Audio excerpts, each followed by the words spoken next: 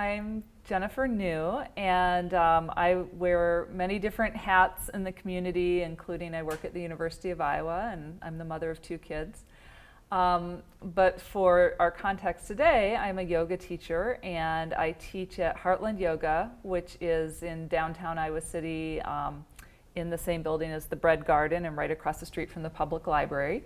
I've been teaching yoga for about 5 years, but I've been practicing yoga for 25 years.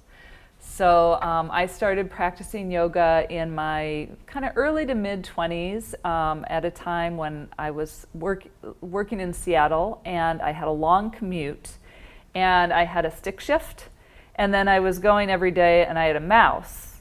And so between those two things, my back was getting really messed up. And so I thought, well, I'll try yoga. And it was funny because at the same time, I was also had started doing therapy for some kind of mild depression that I was experiencing, you know, kind of mid-20s, what to do with your life. And I had also started meditating with a group. And I didn't get at that time that all of those things were really, I was trying to do the same thing. And eventually I understood that. And so to me, the beauty of yoga is that it does help you with your body, which is why a lot of people come to it, but it also helps you with mental activity and kind of your mood and, you know, and your heart. And so all of that is kind of combined into one in this practice, which is why it feels different than you know, a sport, you know, like going running or swimming. I'm a long-time swimmer or something. So I wanted to give just a little bit of an overview of the history of yoga, because I think in the United States we have some kind of misconceptions about what yoga is, and then just do some very, very gentle practice that might be helpful for people to try on their own. So the word yoga actually means union or yoke, like a, you know, yoking together.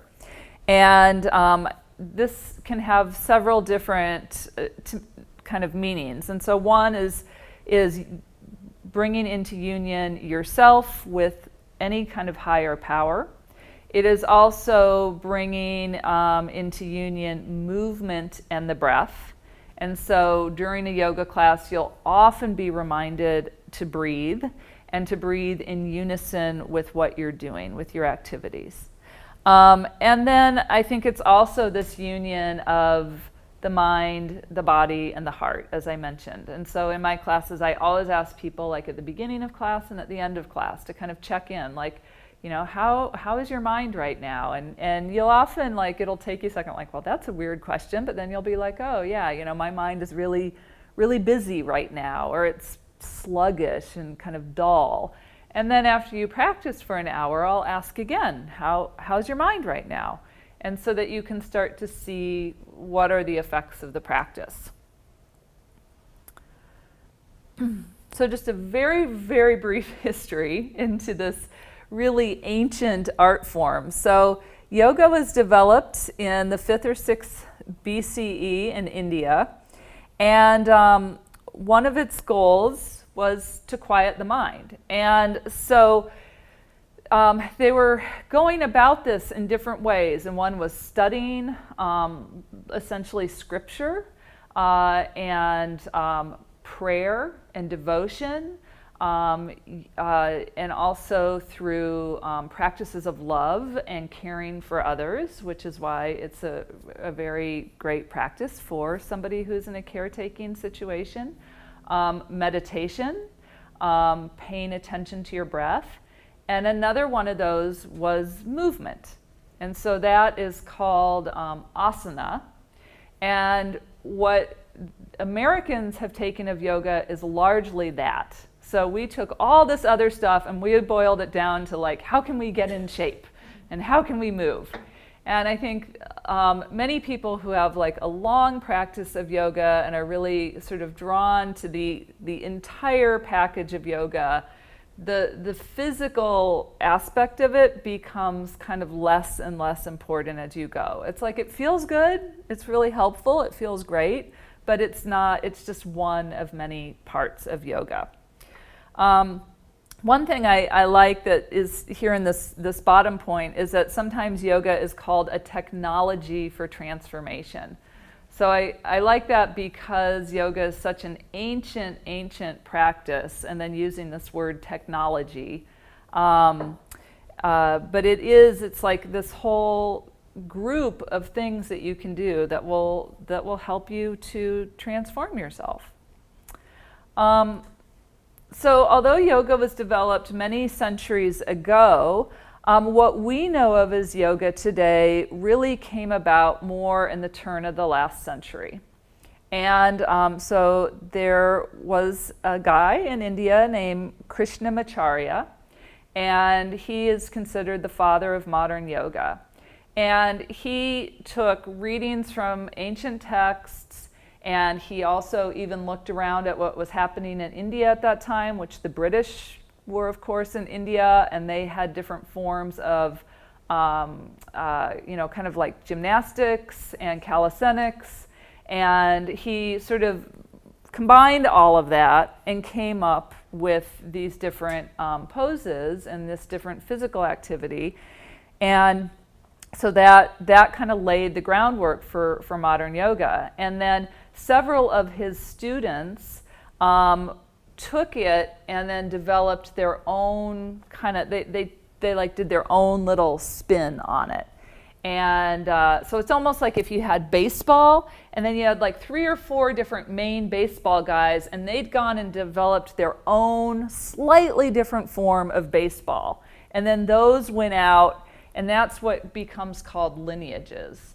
And so pretty much everybody who is studying, practicing yoga in the United States is on one of these lineages of this family tree that all go back to Krishnamacharya. And so this is just an example. These are some famous American yoga teachers, and I included Lilius in the top right corner because she had a PBS show for years, and so that's what a lot of people know. And but we tend to associate yoga with these more difficult poses. And I just like that there are people of every size and shape and background who do yoga. So I actually just discovered this African-American woman on the top right the other day, and she has a whole blog, and she just shows herself doing these amazing poses, and she's a big woman, but she can do very advanced poses. And so I think it's being really embraced by a wider and wider population. So some of the benefits of yoga, as I kind of already hinted at, it has both these sort of emotional and mental benefits.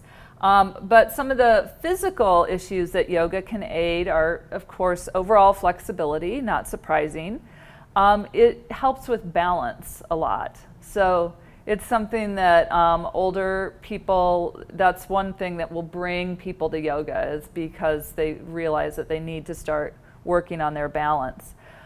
Because there's so much attention to breathing, it does help with respiration. And it can do some increased muscle tone. It's not, going to chisel you or anything, but there's definitely, you're holding your own weight in yoga. And so it is a weight-bearing practice. These are small here, but some of the mental benefits, well, first of all, I love this quote, which comes from the Bhagavad Gita, which is one of the essential texts of yoga, and that is, yoga is the practice of tolerating the consequences of being yourself. So, it helps us live in our own skin. It gives us increased patience and equanimity. If you can learn how to do a pose that's difficult for you and be patient with it and be accepting of yourself, then that creates more self-love. It gives you this connection to the breath that you can then use when you're stressed out. It helps your serotonin levels go up. It increases your focus. It fosters good brain health, and it can assist with pain management. So just a few personal notes on 2 of those. I actually helped care for my father a number of years ago when he had lung cancer, and it was a year-long journey before he died. And yoga was really central to helping me take care of myself through that. And so, if we'd be in a waiting room or going through for tests or something, and I was feeling anxious, I could go into my breath and find a way to take care of myself. Similarly, 2 years ago, I had a very major cyst in my spine that it took quite a while to figure out what it was, and I was in really severe pain. And that breath work and the meditation also allowed me to cope with that pain. So I was very thankful, even though in both of those situations I didn't either have the time or the physical capability to be doing my full practice, I was still practicing, and I remember talking to a woman who'd been doing yoga for years, and I was frustrated, and she said, I was in a car accident at one point, and for a year pretty much my entire practice was breathing. And she said, and you can make that your practice. So this is my last slide, and these are just a few quotes from some well-known teachers that I think sum up why yoga is important to me. So fall with awareness and acceptance. And this teacher is great. He'll have you do all these crazy balancing things, and then he'll say, well, fall over, just fall. And then they'll say, and laugh when you fall. He's like, when little kids fall, they laugh. And he's like, why do we get so mad at ourselves? He's like, so just embrace it. And then if your compassion does not include yourself, it is incomplete. So I think especially in the area of caregiving, it's so much easier for us to be compassionate toward others, to, as a mother, to make sure that all of their needs are met and that they are loved. But are you putting on your own air mask from the whole airplane thing? And whatever you do in life, yoga shows you how to do it better. So just that it is this practice that you can kind of take into all other aspects of your life. Let's start with just sit back in your chair with both of your feet on the ground, hip width apart. And we're going to just try some basic breathing. And it might be easier on this first one to close your eyes just because you'll be able to pay attention more to what's going on, okay? So, all right, so we're going to go ahead and take a big inhale through the nose and then exhale through the mouth. So just take a few of those. Inhale through the nose and exhale through an open mouth. Open mouth. And you can even kind of ha it out a little. Take one more.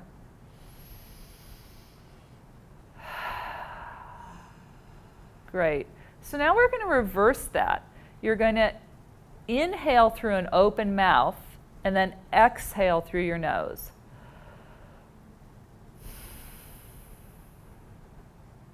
Inhale through an open mouth. Exhale through your nose. Take one more. Great. And then next, exhale, inhale and exhale through an open mouth. Take that just 3 times.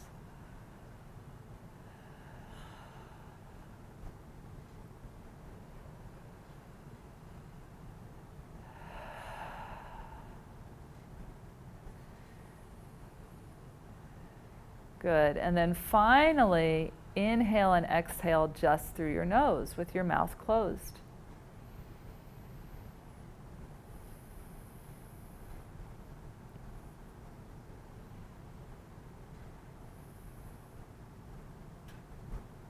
And after your last breath, go ahead and open your eyes. So which of those felt most calming or felt good? The first and the last. So in through the nose, out through the mouth, or in through the nose, out through the nose. You too? Okay. Any ideas on why that might be? I don't know, but those middle ones, taking it in, just felt like too much, and I almost started to feel a little anxious, like feeling a little. Okay. So if you think of like a dog panting, so those are shallow, shallow breaths. So when we breathe through just our mouth, we're often just breathing really up here, and it's light breathing, and it tends to be what we do when we're stressed out and or just really not paying attention to our breath, which for most of us, most of the time, we're really not paying that much attention to our breath. But then if you think, like if you see a beautiful sunset or something, you kind of go, ah. So that's this big exhalation, and it's like breathing in through the nose and just letting it go. So anytime that you feel you don't even have to be in full flung stressed out, just a little tight, just be aware of your breath and see if you can just take a few nice deep breaths that are either in through the nose, out through the mouth, or nose, okay? And then see if you can start to expand that breath so it's not just here, but you're breathing down into the belly. So bring your hands onto your belly and just take a few breaths where you're really having a sense of expanding the belly and that you can feel your hands rise and fall while you do that. So again, if it helps to close your eyes, go ahead and do that.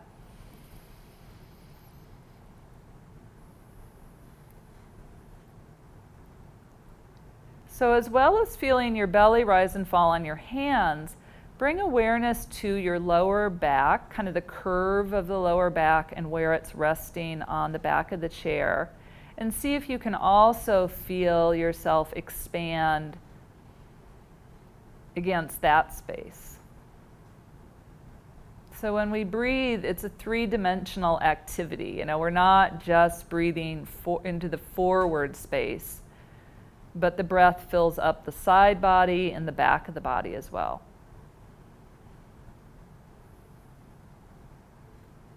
Great, and go ahead and release. So another idea of something that you can do if you're feeling stressed is, or I'll even do this like before bed or if I wake up in the middle of the night, which I tend to do and my brain gets going. So I'll be on my back and I'll bring something weighted to my belly. So usually it's just another pillow, but it could be like a folded blanket, but something that you'll be able to feel it rise and fall.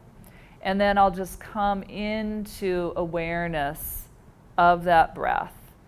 And sometimes I'll even bring a count to it. So inhale and hold for a moment, and then exhale. And the exhalations are what really get our sympathetic nervous system talking or calming down. The sympathetic nervous system is what helps us calm down. So if you can extend the exhalations, so you take an inhale, maybe that would take 2 counts, and pause, and then see if you can make your exhalation a little longer than 2 counts. So that you breathe in, 1, 2, hold for a moment, and then exhale, 1, 2, 3, maybe even 4, and then begin the breath again. And you want to do that as sort of fluidly and evenly as possible. If you're really having to work and have that be kind of jagged, then that's not going to do you much good. And one thing you'll find is that the longer you do that, the more you can start slowing down those exhalations. So this is kind of a little false because we're just doing it for a moment here. But if we were to lay here for like 15 minutes, you would start to calm down. And I mean, even though none of us are probably especially stressed at this given moment, even still, you would calm down. And the breath would get longer and looser and easier. So it's a good thing to play with, and then you can use that for all sorts of different purposes. So right now, let's sit up forward on our chair. And so again, feet are flat on the floor. And yeah, just move that stuff so that your feet can be down there. And let's go ahead and think of a kind of a golden thread coming from the crown of the head and just pulling you up just a little taller. And it may be that nobody can even see you grow a little taller, but you just have a sense of like being pulled up. And now feel your sits bones, just wobble a moment. And they're those sharp bones, and we can all feel them. It does not matter how large we are. I always tell people they're there, okay? And now you're thinking of rooting down through those sits bones. And another thing you might think of is like that action when you close a car door with your butt. So kind of just give yourself a little sense of, that's going down, and this is going up, all right? So that's something in a lot of yoga poses is you've got this opposite movement. So there's the inhale yourself up, exhale yourself down, all right? And very subtle. And very subtle, yeah. Although sometimes it can help to do it unsubtly, just to really feel it. Right. So it doesn't work very well in the seated position, but if we're in another position, I can show that better.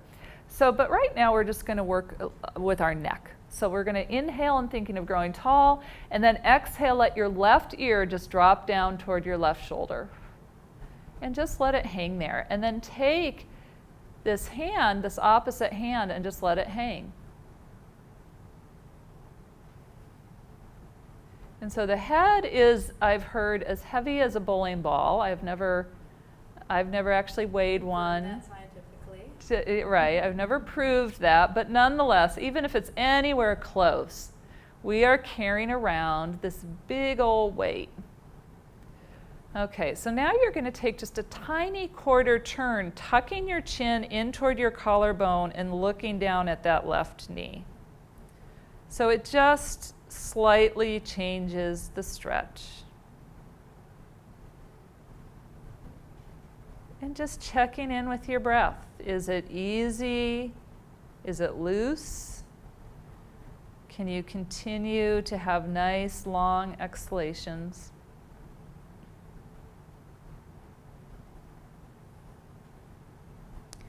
Great. Rotate back to your starting position, ear toward shoulder, toward shoulder.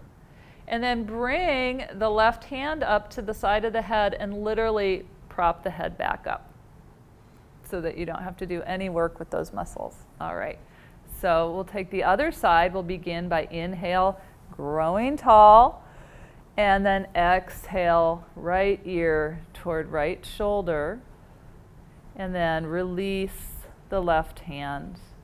And just let it be heavy, and so that you're getting as much stretch up the side of the neck as you can.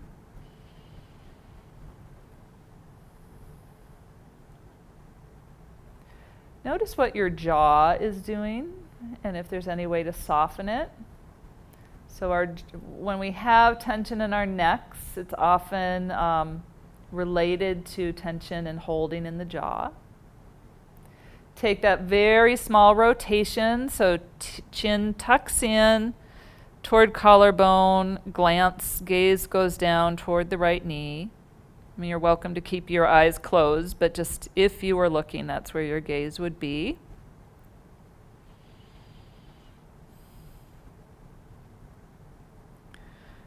Great. Ear rotates back toward shoulder. Right hand comes up to the side of the head and just push your head up. So now we're going to take an inhale, grow tall, and then on the exhale, just look to your left.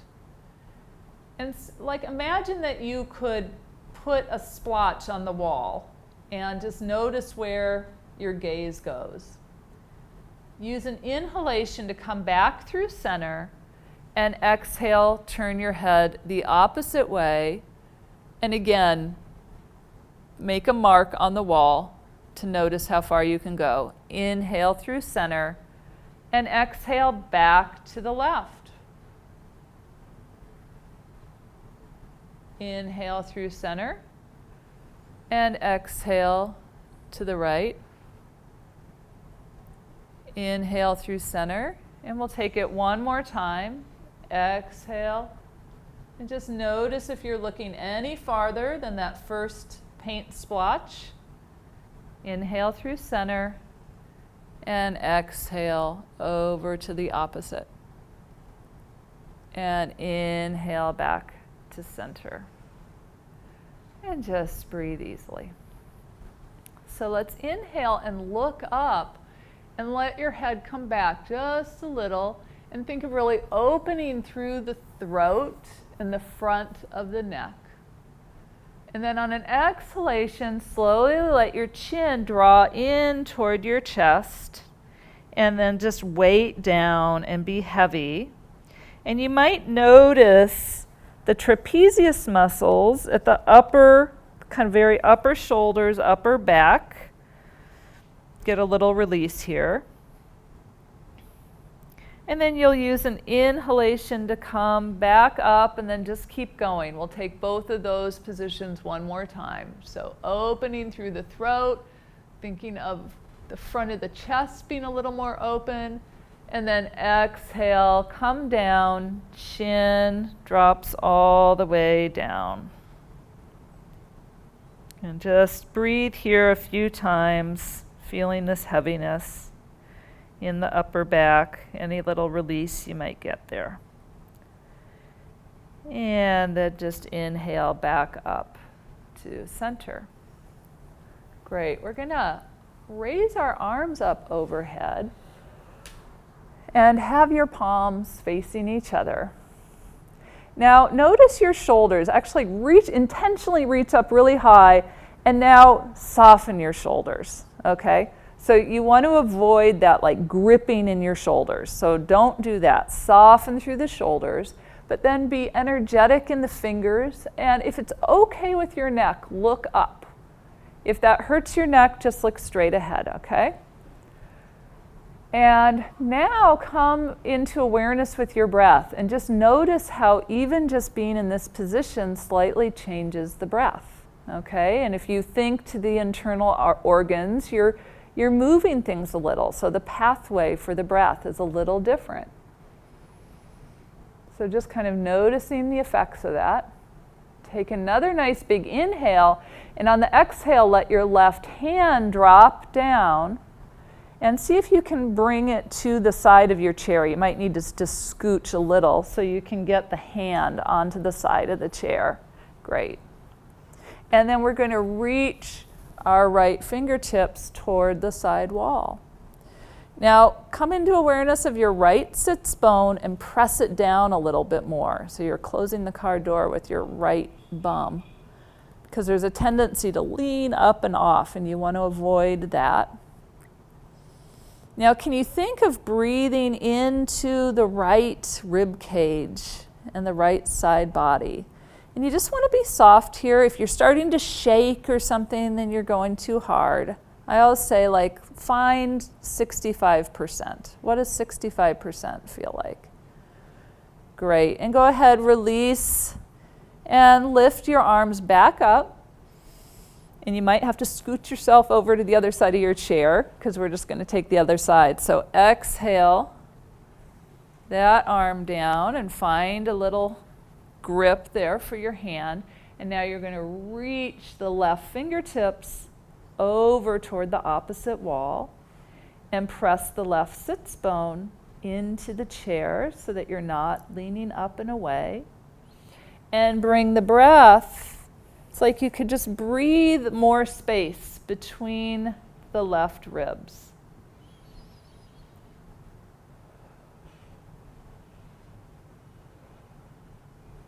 Great. And on an inhale, come back up. Walk yourself to the center if you moved. And now we're going to come into a twist. So on an exhale, you're going to turn to your left. Your top hand is going to come across. Yep. And then your back hand is going to come either on the back of your chair, or it can come around on, it can either be like this, or it could just be on the back of the seat if this is too much. But part of what you're doing in a twist is this front hand on the leg, you can just see it can help you turn a little bit more, and then this is giving you support. But once again, find that easy place of kind of 65%. And now on the inhalations, feel yourself growing up toward the sky. And then on the exhalations, breathing down to everywhere you're connected to the ground or the chair. So start at the base of the spine, and on the inhalations, breathe up the spine, growing tall toward the sky. And on the exhalations, breathe back down the spine, and as though you're breathing down into the ground. So this lengthening and rooting down. Take another inhale, and on the exhale, slowly unwind and come back to center. So we'll take the other side. So inhale, reach up, and then exhale, turn to your right. So left hand comes across your thigh, just onto the thigh. Judy, just there you go, yeah. And then your back hand can either come onto the back of the chair, either up on the back, or it can come down onto the seat. If it's okay with your gaze, you can turn and look over your right shoulder. And if it's not okay, just looking down at the floor. But come back to the breath, and starting at the base of the spine, imagine yourself inhaling upward, and then exhale down into the ground, into the chair. So inhale toward the sky, and exhale toward the ground. And just take one more inhalation, and exhale, come back to center. So coming toward the edge of your chair, if you're not already, and you might walk your feet just a little wider now than hip width apart. And so we're going to take something cat-cow that you may have seen done on all fours in kind of a tabletop position, but we're going to take a chair variation. So your hands will be kind of cupping over your knees, and I'll just take a few and then you can join me. So on your exhalations, you're going to be rounding and really curving your back. And then on your inhalations, you're going to be drawing your heart forward and opening through the upper chest, and your lower back will have kind of a hammock shape, okay? So exhale, you round and come back on your sits bones, actually almost off the sits bones, and then as you inhale, your weight comes forward, and exhale, rounding. So just taking this with your own breath. You don't need to stay in time with me. And I like to tell people that if you can really use this as a way to align your breath with your movement so that you're at the height of your inhalation, like your last sip of air, when you're at the height of looking up, and then you start to slowly exhale, and the air is just all gone when you get to the furthest point of your curving of that C-shaped spine.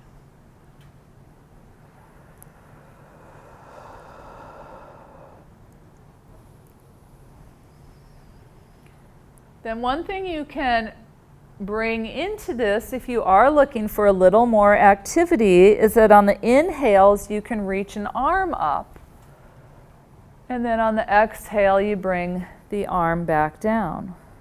So it just brings another element into this. Another way to coordinate breath and movement.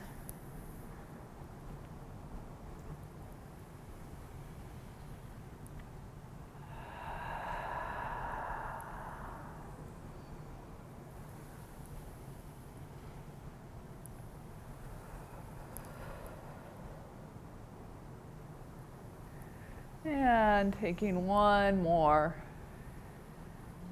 And coming back down. So taking your feet even wider and have your toes out at an angle, so like at a diagonal. And we're going to bring your hands, your fingers toward the middle, and then sitting up tall. And now think of lowering your belly toward the ground. And now you might pause here, or you might bring your forearms onto your knees. You can even think of walking your sits bones back, and you can pause here. Or if this still feels fine and you would like to go further, you could bring your fingertips to the ground and then release your head. So any of these variations, what we're doing is a form of a squat. So much of the world hangs out in a squatting position, and we as Americans sit, and this is not good for our hips. So anything you can do to squat more is really great for your hips. And the other benefit of what we're doing here is you're in a forward fold, and your head is released. And that is a calming pose. So that is calming again to the nervous system. And so Judy, on yours, I think have your arms up here on your legs. And then think of your knees dropping out as much as possible toward the wall behind you. And then think of your sits bones going back that way and your heart going this way. Good. And then just let your head relax. So none of this is ever about getting into, the furthest, hardest, most extended version of a pose. What we're always trying to do is find the place that feels good to our body. And then once you get there, just being with the breath. Okay? So to come out of this, you would just bring your hands back onto your knees. And then I would just roll up. So think of your vertebrae. Think of like building a Lego statue and just boom, boom, boom, boom, boom, boom, boom, all the way rolling up to seated. All right? So one other thing that we can do here that was somewhat for the hips is we can see about crossing an ankle over a knee. All right. Okay, so once again, you're sitting up tall, you've got that golden thread, and then on an exhale, you're going to let your heart just start coming forward. And just come to your degree so that you're feeling it in this left hip. So, and you can look down at your left foot, and can you flex your left foot? And so just pausing here.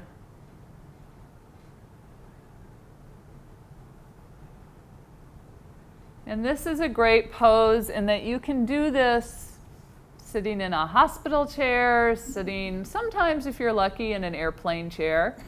That's less and less true, but certainly in an airport waiting room.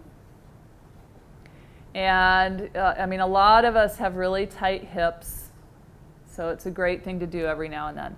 So again, come up, just push yourself up with a flat back as much as possible, and go ahead and release, and we'll just take the other side.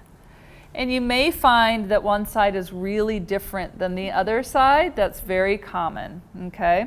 So sitting up tall and pressing into the sit bones, and then heart is coming forward.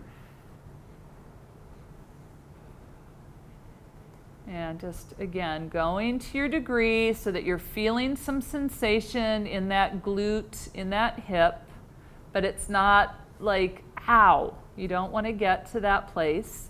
You just want to feel some sensation.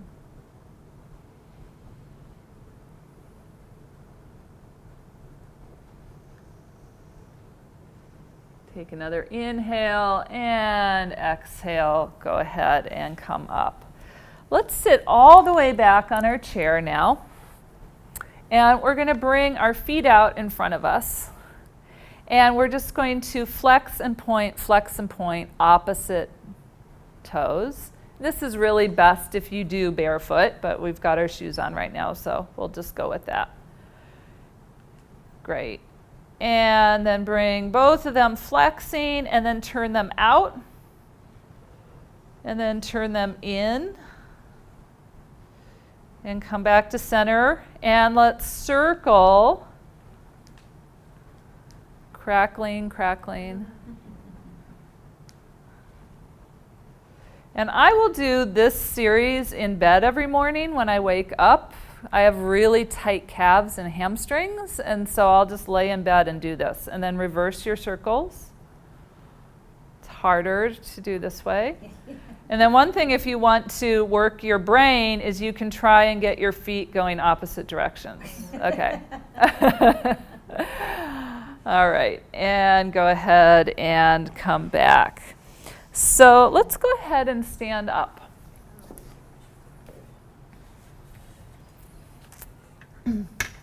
So let's start with our feet a little wider than hip width apart. And just look down that your feet are parallel, okay? So that, one foot isn't off to the side. And we're just going to take easy swinging twists. And I'm going to knock this thing here. So imagine that your arms are like cooked spaghetti noodles. And they are just flopping. And so let them flop against your sides. And that the body is kind of going around a central axis. So like there was a pole all the way down the center of the body, and you're just twisting around that. So this isn't entirely unlike twisting out a washcloth. And you're just kind of letting things go. And take a few nice deep breaths here. So inhale. And either exhale through the mouth or through the nose. If you get dizzy doing this, it can help to close your eyes, because the eyes are part of what speaks to that whole equilibrium. And slow it back down to center. Let's bring our hands to our hips now, and we're just going to take some big hip twists. So like you have a hula hoop on your hips, and you're just slowly going around the circumference of that hula hoop.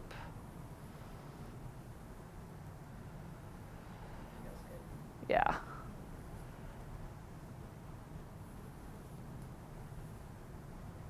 And do your hula hoop the other direction.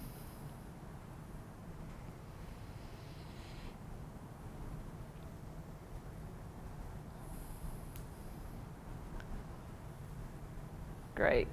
And come back to center. So one pose, if you've either watched people do yoga or even seen jokes about yoga on Facebook or YouTube, is kind of the yoga pose is downward facing dog. So I'm just going to do a very quick one so you know what I'm talking about. So you would be starting on all fours, you curl your toes under, and you press back into this position, okay?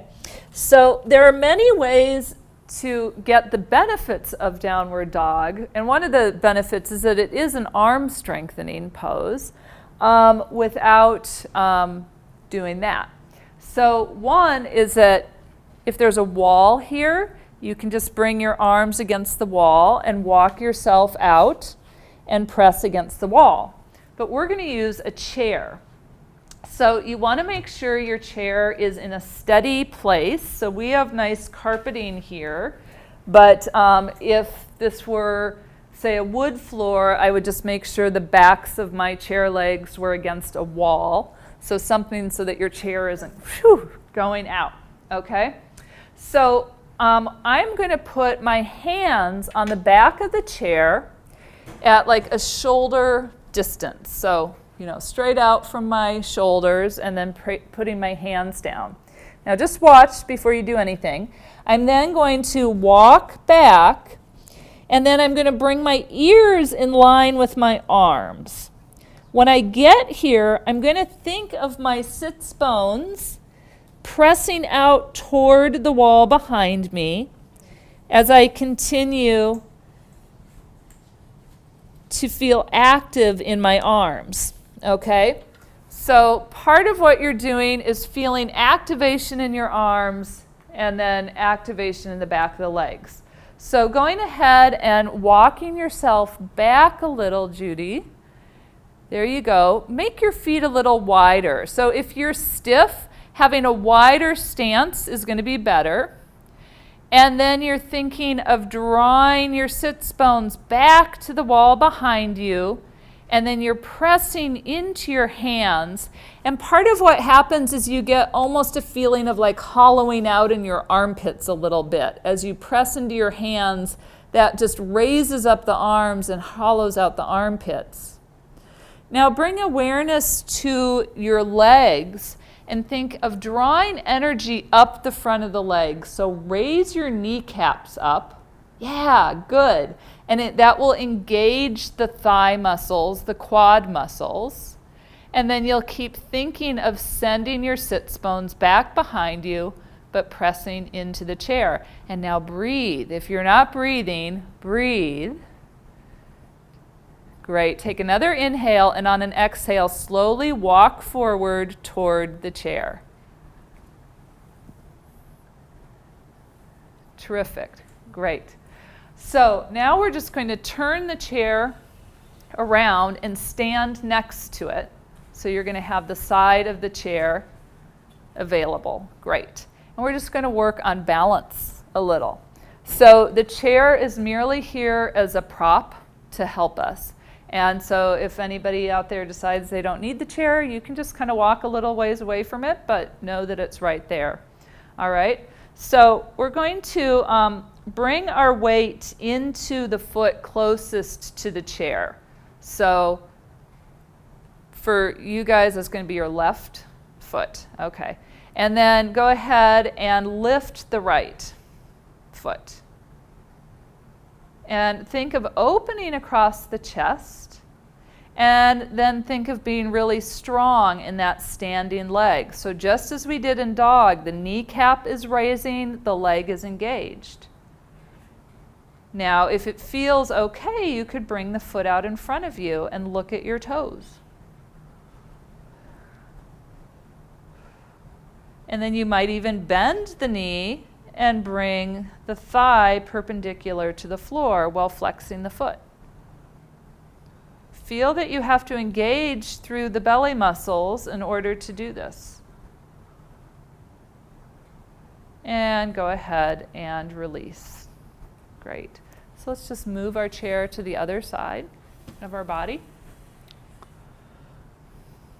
And let's take a longer moment this time to set up. So looking down at your feet, that they're parallel, that they're hip width apart, okay? And you can tell if you bring your hands to the eye bones of your hips and have your fingers pointed down, they should kind of land like in the center of your feet, okay? So you can probably walk in just a little. Yep, there you go, okay. And then thinking of opening across the chest, dropping down with the tailbone like you had a big dinosaur tail and it was just going to like be heavy and drop down, lifting up through the belly, and then bring the hand onto the chair. Start to drop the weight into the right leg like it's a sandbag and you're just dropping lots of weight, and then lift up the opposite foot. And just pause here and you might see, can I let go of the chair?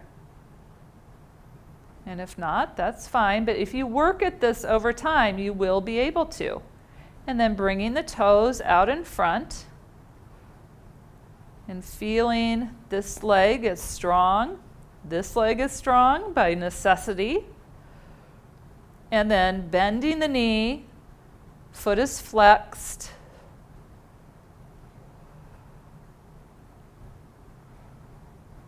And then slowly bringing it back down. Great. So let's keep this hand on the back of the chair. And we'll just take another side stretch. So look down at your feet, bring them back to parallel. And then inhale this arm, opposite arm, up and over. So your left arm, you're just going to reach up and over. Great. So we did a variation of this when we were seated, and now we're doing a variation standing. And just feeling open through the hip, through the rib cage, and some nice deep breaths. And then you'll use an inhale to come back up, rise both hands up, and then just exhale slowly. Bring your hands down. And we'll just, again, move it to the other side and take that side stretch on the opposite side. So looking down at your feet, hand comes to the back of the chair, and then opposite hand reaches up and over toward the opposite wall. And think of drawing in that tailbone and being strong through the legs. Great. And inhale and exhale. Come on down. Good. So, one thing I wanted to just demonstrate quickly, and I don't know that we all need to do this here, but I think it's a great pose. And I brought a pillow, actually, as a prop for at home. So this is a lot of us have back issues, and so this is a great thing to release your back. It is also a good thing as far as just quieting the entire system and preparing you for sleep or any kind of relaxation. So simply coming down onto the floor, which I realize is not something everybody is comfortable doing, but if you are, coming down onto the floor, and you're just going to come onto your forearms and then bring the legs up onto either a chair or a sofa, whatever is available, and then lay back. And I have the pillow here just to give it even a little more height. So part of what happens is these big heavy femur bones just drop down into the hip sockets, and they don't have to be efforting at all. And actually, even though it feels good to have your legs up a wall, and a lot of people will do that, that is putting some stress on the backs of the legs. So this is just really the gooeyest, nicest, most luxurious form of this. Once you get down here, you can listen to the radio. If you had it, you can be in conversation with somebody. You do not want to move your head side to side. Okay, but otherwise it's a pose you can stay in for a while. And then you could even bring your knees in and just hug your chest a little, which will get even more release in that lower back. And then to come out, you're going to just turn onto your side in a fetal position, and then use your hand to push yourself up. Head comes last. Okay, so there's that. I wanted to show you one other really restful thing you can do with a pillow in a chair. So as I mentioned before, any kind of forward fold is a quieting pose. So it'll quiet the mind, it'll quiet the nerves. And so just having a pillow, partly it's kind of almost like, a security blanket when you're a kid or something. But you'll just sit up and then come forward, actually taking the pillow the long way. And you might even have two pillows, and you can bring your arms under the pillows and then just bring your face down.